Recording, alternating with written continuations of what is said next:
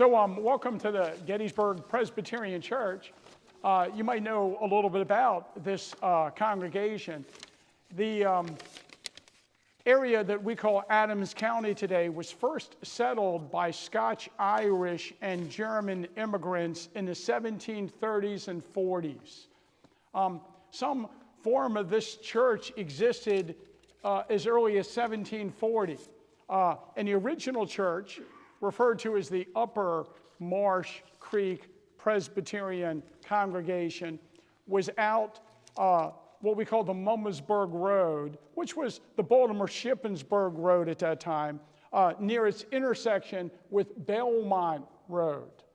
In 1817, that congregation moved into the town and had a church on North Washington Street. And of course, members of that church were amongst the early members of the community, including James Geddes himself. In 1842, I believe it is, this church at this site was built. Now, the church itself, in the 1960s, they wanted to have it go under major renovations. And they took everything out of the church, they gutted the church, but while they were in the process of restoring the church, the walls fell in and the church collapsed. And there was a lot of discussion with exactly what they should do, but in the end, the church was dismantled and a new church was built at this site. So this church here today is from the 1960s and not from the time of the Civil War. But we're not exactly sure how it all came about.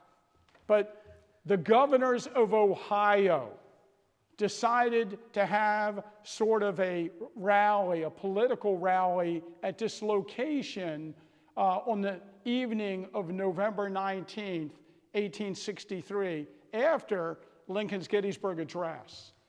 And when I say the governors of Ohio, the Ohio delegation for the Soldiers National Cemetery sent 3 governors.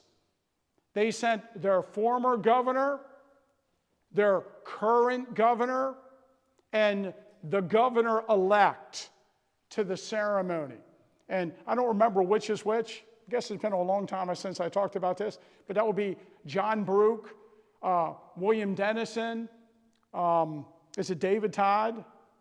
Yes, okay. Yes, it is. The 3, and the speaker at this political rally is the Lieutenant Governor-elect, Charles Anderson, whose brother is Robert Anderson, who commanded Fort Sumter at the outbreak of the war. Of course, you know, he's from Kentucky originally. So I mentioned it's a political rally because early on, when people were writing about the events surrounding the Gettysburg Address, it was commonly stated that Lincoln attended church services, and it's not a church service. My gut tells me that the governors of Ohio spoke to David Wills, and since David Wills is a member of this congregation, David Wills was able to secure this site for this occasion. Now, something interesting that happens here at the church is the presence of John Burns.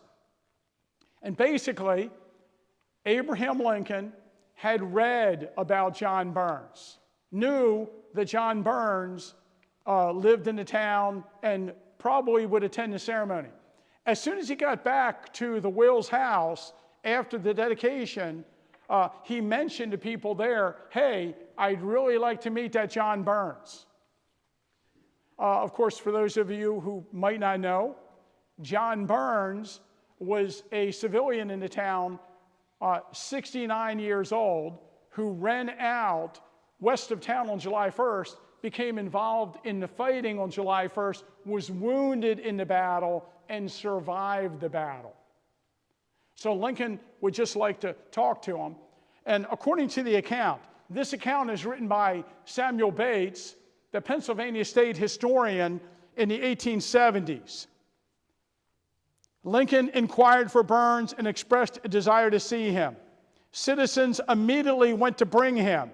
They found him at his home, and when told that Mr. Lincoln had sent for him, he was apparently incredulous as to the regularity of the call, and replied, "If anyone wants to see me, let him come here." But he was finally convinced and was taken along. And of course, I have a little chapter about this in my John Burns biography. The hero of Gettysburg. Yes. Now, this event becomes, kind of interesting in a couple, ways for the crowd and for the local citizens. But apparently what happens is Burns comes down to the square to meet Lincoln. And at that moment, Lincoln realizes he's got to get to this political rally he's been invited to. So he comes outside of the Wills house, and here comes John Burns. And in the middle of the town square, in front of dozens of reporters, Abraham Lincoln shakes John Burns' hand.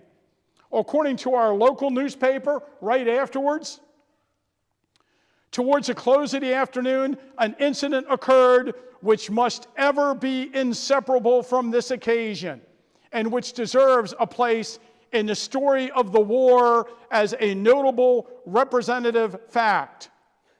At the request of the President, a committee waited upon the brave old man John Burns, who fought in 3 of our wars, it is said. It need hardly be told how that patriot of the people, the honest Pater Patris, Father Abraham, received this brave and venerable man. The greetings were extremely cordial. The "God bless you, old man of the nation," in the person of the President. Arm in arm with the President and the Secretary of State, John Burns went to church in the evening. Cheering to the President in his great office must be the simple event. Most cheering to the declining years of brave John Burns. In this meeting, perhaps more than any other, Gettysburg was truly dedicated. So the paper made a pretty big deal out of this. It was about 5 p.m. when this occurred, and this party came down the street to the church. We have a bunch of local citizens that make their way into the church also to listen to the speech, especially when it's learned that the President's attending. This thing becomes very popular. The Presbyterian church was crowded to the utmost capacity, and for each one within, there were 10 unable to gain admission. According to Alice Powers, she wrote that several patriotic addresses were made at the church, but it had been a long day, and drowsiness claimed our hero. He nodded and finally slept the sleep of the just until the stir of the departing audience and the cheers of the crowd surrounding the church aroused him. So apparently, John Burns falls asleep in the pew next to Abraham Lincoln. Now, there was a guy named John Wade Johnston, and he wrote a book about Jenny Wade. Jenny Wade, the story of a true maiden of Gettysburg or something like that. He also wanted to write a book about John Burns. He is from Rochester, New York, and he is the one who on November 19th, 1914, 51 years after the Gettysburg Address. You might ask, why didn't he do it on the 50th anniversary? I think he just couldn't get it together. But 51 years after the Gettysburg Address, he organized a meeting in this very church, well, the church that stood at that time. And at this meeting, he brought in people who were present in the church when Lincoln and John Burns were here, and they stood up and gave their reminiscence of the event. And then they dedicated a pew over here, the Lincoln Burns pew. And you can see that pew is different than the other pews in the church. That is the pews that were here in 1842, and apparently that was the pew that was moved over from the 1817 church. But in the 1920s, I believed, they replaced all the pews in the church, except they kept that one. So today, this is the original pew, and if truth be known, according to the accounts at the ceremony, they that is where John Burns and Abraham, Lincoln was sitting. There was some discussion about exactly which pew it would be preserved. But that's the place. And no one ever is allowed to sit in that pew. Is that right, Dale? Dale is a member of this congregation and is responsible for us gaining access to this site today on our tour. You can cheer. Thank you. Also, there are some other famous pews in this church. And it's been a while since I have been in here, but somewhere over there is the Nixon pew. Yes? Right there. Okay. And then the Eisenhower pew. Yeah, because Nixon attended the church a few times. A very famous visit on Easter Day, 1972, I recall. And of course, Eisenhower was a frequent member of this church while he was a citizen of our town. So let's see, what else I was going to tell you? Oh, you know what I should also have said? Nerd Herd, the store up there, gave us permission to use the front of their store as a stop on our tour. So if you have to buy a game for a grandchild or a nephew or something like that, and you stop in there, tell them that we much appreciate them allowing us that space also.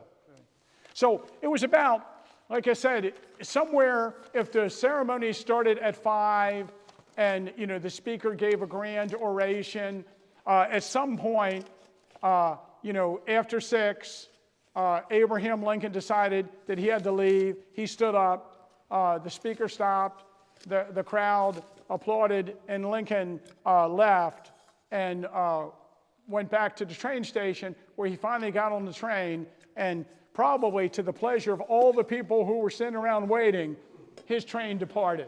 So I mentioned that Lincoln's train came in at 6 o'clock on November 18th, and it left at 7 p.m. on November 19th. So I think it was like 20 years ago, I came up with this idea. I was like, wow, 25 hours. And I thought, 25, I was thinking like Ringo Starr, like 8 days a week. So I was like, wow, 25 hours, that was a long day. So I started to use that term in everything I wrote and said about the Gettysburg Address. 25 hours at Gettysburg.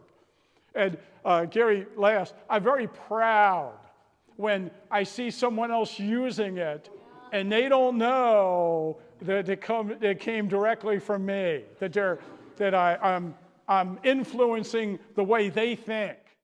Oh, I wanted to mention that, we're walking down Baltimore Street here, and many of the houses retain their original appearance. Obviously, some houses have been replaced, and others have been greatly renovated, but a lot of the houses do retain their appearance.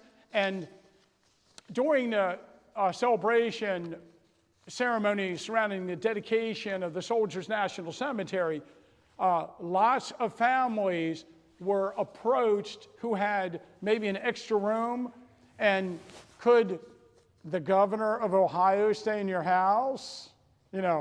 And so it's interesting that we had families along this street that have unexpected visitors. So I'm sure Catherine Wills is not the only female in the town that were told by their husband that they had to make dinner for somebody important. Just up the street is David Beeler. And David Beeler is the postmaster of Gettysburg. And so he has to come home and tell his wife one day, the Postmaster General of the United States is coming to stay at our house. So his boss is coming to stay at his house. His boss's boss, yeah, is coming. Yeah. And Tilly Pierce, the Pierce residents, the governor of Minnesota stayed at their house. And I think the governor of Maine is like at T. Duncan Carson's house because his wife's from Maine. And the Moses McLean house, which is at what we call Zerfing's Alley. The building today is the chocolate shop, the Christmas house. Is that Das Christmas House? The chocolate shop is beside it. Yeah. So Das Christmas house, yes. So that is Horatio Seymour. Look, Horatio? Yeah. Horatio Seymour stays at that house. And, I mention him because he is the highest ranking Democrat to attend the Gettysburg Address. A lot of the dignitaries are Republicans. But again, he is going to run for president, try to get the nomination in 1864, ends up running in 1868 against Ulysses S. Grant and losing. But Horatio Seymour stays up there. And there's a great account in the New York newspapers that the 5th New York Heavy Artillery Band, and the whole unit is here in Gettysburg. They came up from Fort McHenry, and he gives a big speech to that unit and presents them with a new regimental flag while they're in Gettysburg. So who else do I have that I can mention that somebody famous stays in? I'm sure I have other ones. Yeah, while he's looking too, or if he continues to, note that on our next slightly longer walks, there's a lot of things to see in those few blocks. We'll give you some extra minutes, so I won't be surprised if 3/4 of you are gone in the Mr. G's line before you make it across the street from there to Unity Park. You might hear us from the Mr. G's line, as a matter of fact, but you've got the, I don't know if Ron Palm's Civil War Image Museum is open, the Gettysburg Museum of History, the Maryland Sutler, which has some really good stuff from where I buy some of my little historic clothing there. You've got the Farnsworth House on the way. You've got at least one cannonball in the way, and I imagine at least 50 buildings with Civil War building plaques on the front of them. Most of you have walked this route before, but take a couple extra minutes and check it out on our way. Anything else? The one thing is interesting about this area of town we're in right now is that there's a slight rise of ground here from the square up to this point. As a matter of fact, this street we just crossed over, some of us safely, some of the people not so safely. I saw some people just blocking traffic. Did you see the person get yelled at? Yeah, the person was just waiting to go. It was a green light, and here's our group just passing in front of them. But this is High Street. And it's called High Street because it's the highest street in town. I think that's part of the Pennsylvania German tradition to make things simple. You know, by the way, Cemetery Hill, there's a cemetery on it. Rock Creek, there's rocks in it. The Millerstown Road, the Baltimore Pike. Hopefully I'll get this right, and you'll still get the prize, even if Tim tells me I'm wrong. But for a Gettysburg 30th anniversary, slightly dog-eared on the side, that happened in my bag, I apologize, we'll go to the person that can tell me the name of the hill right here outside. No? That's pretty interesting, though. What? Baltimore Hill, there we go. Did you learn that from Tim Smith? Yes, because I've never heard it anywhere else. Baltimore Hill is this hill that that Baltimore Street actually climbs here. Powers Hill is out on the Baltimore Pike. the so south of here. the point is, right here is where the town crests. And I always thought, some people say the highest point in town is just over here behind the church. I think it might be over behind the other side of Baltimore Street, right up there where there's a parking lot behind the Methodist Church. So y'all, whoever brought an altimeter or has the altimeter app, go ahead and feel free on your way to Mr. G's and Unity Park to go do it. And then now, once you go over this hill, and take notice of this when you go outside of the church, when you go over the hill, it starts going down to the edge of the town. And one thing's interesting, during the battle, the people here have some protection from the fighting. But once you get into that area of town and you go down that hill, there was a massive sharpshooter action on July 2nd and 3rd in this edge of the town. And that's why buildings have bullet holes in them from the fighting. One other thing, the church that was here at the time was used as a hospital, like every church in town. And on the front of the church, there's a plaque saying it was John Buford's Divisional Hospital during the battle, if you wondered where that might be. Okay? Cool. Hello, this is Trace Atkins. To stay up to date on all the latest and coolest videos, please subscribe to the Trust YouTube channel. Preserve, educate, inspire.